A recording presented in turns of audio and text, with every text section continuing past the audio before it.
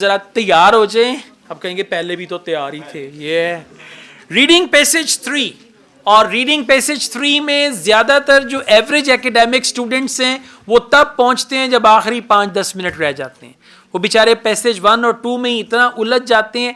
किसी भी एक क्वेश्चन को 1 मिनट से ज्यादा नहीं देना। आंसर नहीं मिल रहा छोड़ दें, पूरा टेस्ट अटेम्प्ट करना ज्यादा जरूरी है। ठीक है, अगर एक क्वेश्चन का आंसर नहीं मिल रहा उसको छोड़ दें, वापस आके देख सकते हैं, वरना अगले क्वेश्चन पे जाएं। और 1 मिनट से ज़्यादा एक क्वेश्चन पे खपना नहीं है। खपने वाले क्वेश्चन को फौरन छोड़ दें।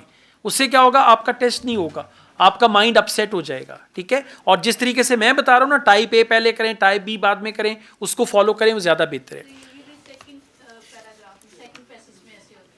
हाँ जी, सेकंड में होता है, थर्ड में भी हो सकता है। अच्छा, इनसाइट और एवोल्यूशन, और उसके बाद है क्वेश्चन मार्क। इनसाइट और एवोल्यूशन, राइट। एवोल्यूशन कहेंगे जो इंसान तारीखी चला आ रहा है, जो चेंजेस आई हैं उसमें इर्तका हुआ है वो। और इनसाइट किसी चीज़ को लेके आपको कुछ सीखने को मिलता है, कोई चीज़ आप रियलाइज करते हैं। 2 scientists consider the origins of discoveries, underline करें, origins of discoveries and other innovative behaviour. तो 2 साइंसदान हैं जो कंसीडर करते हैं ओरिजिन्स ऑफ डिस्कवरीज, कि जो डिस्कवरीज हैं वो कहाँ से हुई, उनका ओरिजिन क्या है। एंड अदर इनोवेटिव बिहेवियर, कि इंसान का जो इनोवेटिव बिहेवियर है उसके बारे में बात होगी। ठीक है, कोई बात नहीं, आगे चलते हैं, क्वेश्चंस पे आए। पहले आगे जी एमसीक्यूज 27 से लेकर 31 तक। अब ये भी टाइप ए है, यहां पे भी क्वेश्चंस और आंसर्स जो हैं वो ऑर्डर में होंगे। ठीक है, उसके बाद है येस नो नॉट गिवन, ये भी टाइप ए है, आंसर्स क्या होंगे, ऑर्डर में होंगे। और उसके बाद आ गया नेक्स्ट पेज पे आपका 37 to 40 सेंटेंस कॉम्प्लीशन, लेकिन इस दफा उन्होंने साथ एक बॉक्स दिया हुआ है।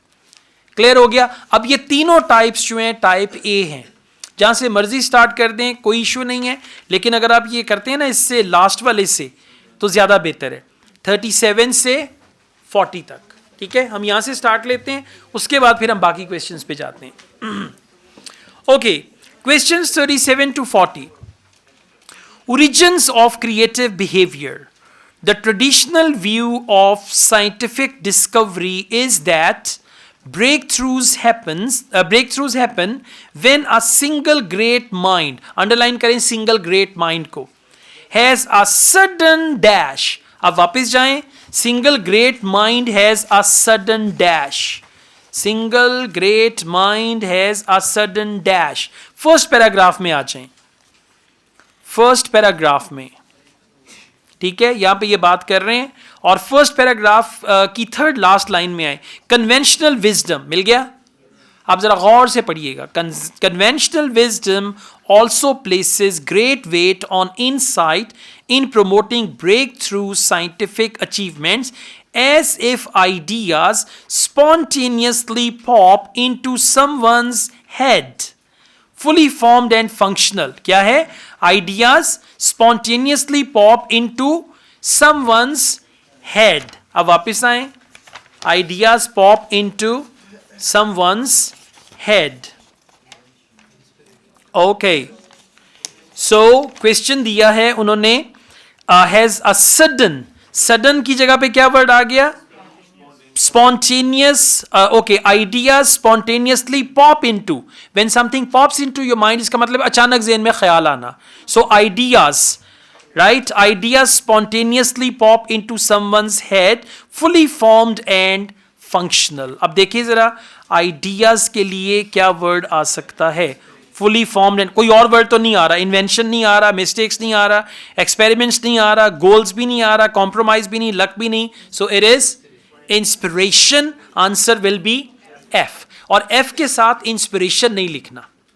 ठीक है, नहीं बाज का तो आपकी तसल्ली नहीं हो रही थी, मैं इंस्पिरेशन भी लिख देता हूं, एफ के साथ इंस्पिरेशन लिखेंगे, राइट आंसर को उन्होंने क्रॉस कर देना है। ठीक है, अच्छा जी आगे चलते हैं। Although this can occur, it is not often the case, advances are more likely to be the result of a longer process. In some cases, this process involves और आगे दिया हुआ है such as Nicholson's theory about proto elements. अब Nicholson की theory और उसके बाद बोला दिस प्रोसेस इन्वॉल्व्स, कि इस प्रोसेस में कौन सी चीज है जो इन्वॉल्व होती है। वापस आए, वेल डन, फोर्थ पैराग्राफ, और इसको मैं पढ़ रहा हूं फोर्थ लाइन से फुल स्टॉप के बाद। मिल गया? These successes are all the more noteworthy given the fact that Nicholson was wrong about the presence of proto-elements. Nicholson was wrong about the presence of proto-element. अब जरा आए वापस। More likely to be the result of a longer process, then in some cases this process involves dash, yeah. Now this process involves, अब यहां पे इसने word use किया wrong, ठीक है, एग्जैक्टली wrong की जगह पे वर्ड आ जाएगा mistakes। वापस आए, देखें, Nicholson was wrong about the presence of proto elements, तो क्या मतलब है? This process involves mistakes. When someone is wrong, what do we call it? A mistake. So answer is mistakes, लेकिन mistakes की जगह पे क्या होगा? ये D for doctor। और जो ऑप्शन सिलेक्ट कर रहे हैं उसको क्रॉस भी करते जाएं, क्योंकि एक ऑप्शन आपने एक दफा यूज करना है। अच्छा जी, आगे आ जाएं। अब आपने पढ़ना है यहां से इन अदर्स सिंपल नेसेसिटी। मिल गया?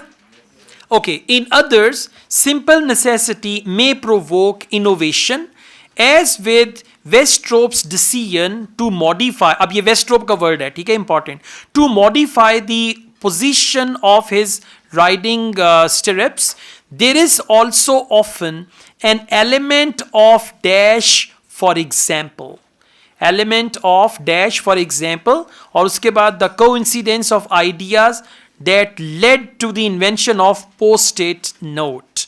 post-it note देखें और उससे पहले the element of dash, post-it note का word देखें। okay, post-it note, yeah, second page, second paragraph। अब जरा गौर से पढ़िएगा। Plenty of other stories show that fresh advances can arise from error, misadventure, and also pure serendipity, a happy accident। अच्छा, इसका meaning दिया हुआ है, serendipity, a happy accident। For example, in the early 1970s, two employees of the company 3M each had a problem। और ये आगे वो notes की बात कर रहा है, पोस्ट इट नोट नजर आ रहा है आगे लिखा हुआ, ठीक है। अब ये फर्स्ट टू लाइंस को जरा दोबारा पढ़िएगा। Plenty of other stories show that fresh advances can arise from error, misadventure, and also pure serendipity, a happy accident। वापिस आए, serendipity, a happy accident, happy accident। okay, there is also often an element of, okay, they use the word element of and then they use the word happy accident। तो happy accident क्या होता है? luck, exactly, happy accident is luck, कि हादसाती तौर पे आपको कुछ मिल गया, ये लॉटरी निकल आई, हैप्पी एक्सीडेंट। ओके, अब देखिए जरा इनका सिनोनिम चेक करें, लक की जगह पे सिनोनिम दिया है हैप्पी एक्सीडेंट, राइट। अब इसको ज़हन में बिठा लें और आंसर क्या होगा? ई होगा, ठीक है, लक नहीं होगा बल्कि आपने ई लिखना है। Okay, let's go on. Post it note के आगे पढ़ रहा हूं मैं, question number 40। With both of law of nature, अब लॉ ऑफ नेचर आपका सब्जेक्ट है, with both of the law of nature, natural selection and the law of effect, there may be no clear, अब दोनों की बात कर रहे हैं और दोनों पे कह रहे हैं there may be no clear dash involved। अब कौन सी चीज है जो क्लियर नहीं है? Okay, fourth paragraph, 1 2 3 4, good, law of nature मिल गया। अच्छा, फोर्थ पैराग्राफ को हम लोग पढ़ते हैं थर्ड लास्ट लाइन से, ठीक है, थर्ड लास्ट लाइन से पढ़ लेते हैं। Alright, refrain from performing unsuccessful ones. अब यहां से आगे ध्यान से पढ़िएगा। Just like Darwin's law of natural selection, the law of effective involves an entirely mechanical process of variation and selection without any end objective in sight. अब focus करें, without any end objective in sight, without any end objective. End objective किसे कहते हैं? Goal को। So without any end objective, without का मतलब है B no clear, without any का मतलब है नो क्लियर, राइट? और क्लियर के लिए क्या वर्ड आया है? इनसाइट। जब वो बोल रहे हैं ना without end objective insight, so without end objective insight का मतलब है there may be no clear, और एंड ऑब्जेक्टिव की जगह पे वर्ड क्या आएगा? गोल्स। तो आंसर क्या हो जाएगा? बी।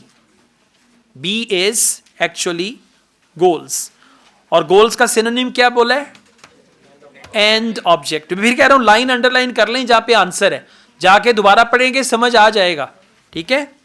आजकल बंदे का दिमाग घुमा होता है, उसको कुछ भी नहीं पता चल रहा होता। हाँ अभी वही चल रहा है आपका, राइट? ये टेस्ट के दौरान हो जाता है। ओके चलें जी, थैंक यू।